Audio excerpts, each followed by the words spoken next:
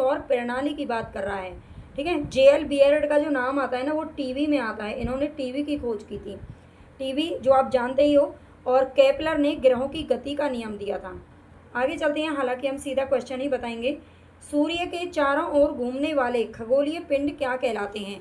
तो सूर्य के चारों ओर, ये सूर्य है और सूर्य के चारों तरफ जो हमारे ऐसे ग्रह आपको दिखाई देते हैं, ये सब इसके इर्द गिर्द घूमते रहते हैं, तो इन्हें क्या कहा जाता है? ग्रह कहा जाता है। ठीक है, ये ग्रह होते हैं जो सूर्य के चारों तरफ हमेशा घूमते रहते हैं, चक्कर लगाते हैं।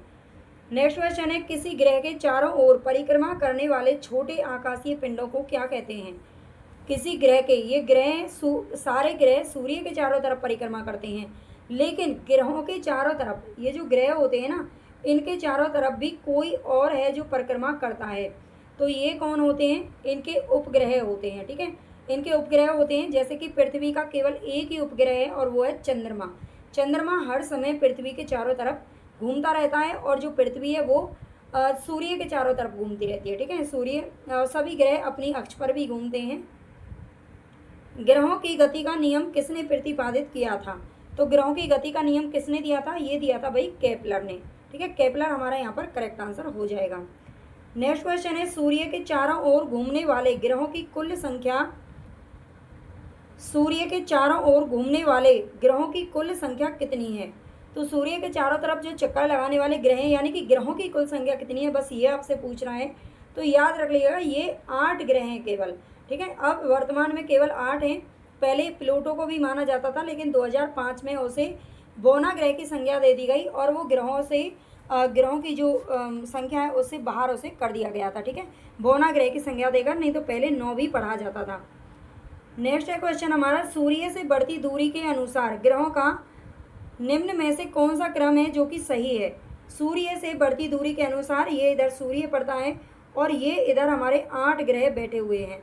ठीक है, 8 ग्रह बैठे हुए हैं, तो सूर्य से पूछ रहा है सबसे पास में कौन आता है? भाई बुध आता है। सबसे पहले कौन सा है सूर्य के? तो बुध आता है, और उसके बाद आता है ये वाला जो है, ये शुक्र है, ये पृथ्वी है, ये मंगल है। इन चारों को आंतरिक ग्रह के नाम से भी जाना जाता है। तो यहाँ पर हमारा करेक्ट आंसर कौन सा हो जाएगा? ए हो जाएगा, बुध, शुक्र, पृथ्वी और मंगल। ठीक है, इसके बाद हम क्रम से भी देखेंगे। आगे नेक्स्ट क्वेश्चन है हमारा, आकार के अनुसार सौर मंडल के ग्रहों का अवरोही क्रम क्या है? अवरोही क्रम आपसे पूछ रहा है। अवरोही का मतलब होता है उतरना। ठीक है, अवरोही का जो अर्थ होता है ना, वो होता है उतरना या घटना। तो घटते हुए क्रम में आपको बताना है, सबसे बड़ा ग्रह बताना है सबसे पहले, उसके छोटा, उससे छोटा, फिर उससे छोटा, इस तरीके से।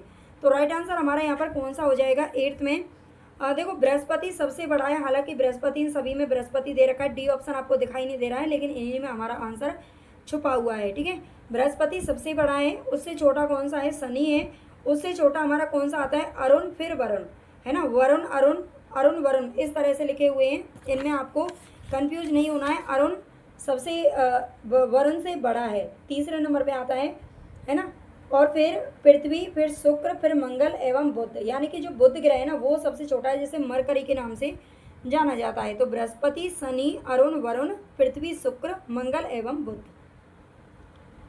ये क्रम से आपको जरूर याद रखना है। निम्नलिखित में से कौन है जो सौर मंडल का भाग नहीं है? तो इनमें से कौन सा सौर मंडल का भाग नहीं है? क्षुद्र ग्रह, धूमकेतु ग्रह और निहारिका। तो इनमें से जो निहारिका है वो सौर मंडल का भाग नहीं है, बाकी सभी आते हैं। नेक्स्ट है, अंतरिक्ष में कुल कितने तारामंडल हैं? तो अंतरिक्ष में कुल कितने तारामंडल हैं अब वर्तमान में? तो ये 89 हैं। ठीक है, 89 हैं, ये ध्यान रखना है। पहले 88 की गिनती होती थी, अब एक और खोज लिया गया है, तो 89 हुए हैं। निक्स ओलंपस पर्वत किस ग्रह पर स्थित है? कौन से ग्रह पर निक्स ओलंपस पर्वत स्थित है, ये बताना है। तो 11 में हमारा करेक्ट आंसर क्या हो जाएगा? ये मंगल ग्रह पर उपस्थित है। ठीक है, मंगल ग्रह को इंग्लिश में तो बोलते हैं मार्स। ठीक है, और इसे लाल ग्रह के नाम से भी जाना जाता है, इसे लाल ग्रह की भी संज्ञा दी जाती है, ध्यान रखना है। पूछा जाता है लाल ग्रह किसे कहते हैं, तो ये मंगल ग्रह को कहा जाता है, क्योंकि ये लाल रंग का दिखाई देता है। पार्थिव ग्रहों की संख्या कितनी है? पार्थिव ग्रहों की संख्या कितनी है ये आपको बताना है। पार्थिव ग्रह किसे कहते हैं? जैसे ये सूर्य है और इसके चारों तरफ, है ना, हालांकि मैं इनको जोड़ रही हूँ, है ना, जुड़ेंगे नहीं भाई, सब अलग अलग हैं। ये जो चार ग्रह हैं ना, इनको बोलते हैं पार्थिव। ठीक है, इसके बाद जो ये अगले 4 ग्रह हैं, इनको बोलते हैं बाह्य ग्रह। इनको क्या बोलते हैं, बाह्य बोलते हैं, और इनको बोलते हैं आंतरिक और पार्थिव, ठीक है, जो सूर्य के चारों पास में हैं। तो कितने हो गए, 4 ग्रह हो गए इसे। और ये हैं कौन कौन से, बुध, शुक्र, पृथ्वी और मंगल, ये भी ध्यान रखना है।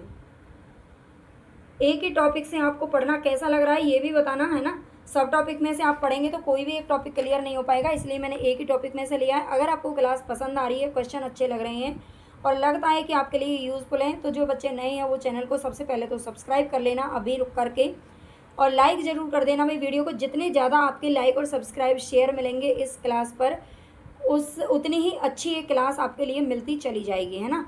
नहीं तो मेरा जो सब्जेक्ट है, मैं हिंदी ही पढ़ाती हूँ, है ना। सब्जेक्ट तो मेरा खैर जीके भी है, सभी है ना। जीके मेरा हिंदी से भी बहुत ही अच्छा सॉलिड है। तो आप ज़रूर बता देना कि क्लास आपको कैसी लगी, ज़्यादा से ज़्यादा कमेंट बॉक्स में ज़रूर बताइएगा, ठीक है, ताकि मुझे मोटिवेशन मिले और इस तरह की क्लास लेके आने के लिए। नेक्स्ट है क्वेश्चन हमारा 13वां, निम्नलिखित में से कौन एक पार्थिव ग्रह नहीं है। तो इनमें से कौन सा पार्थिव नहीं है भाई, शनि नहीं है पार्थिव, है ना।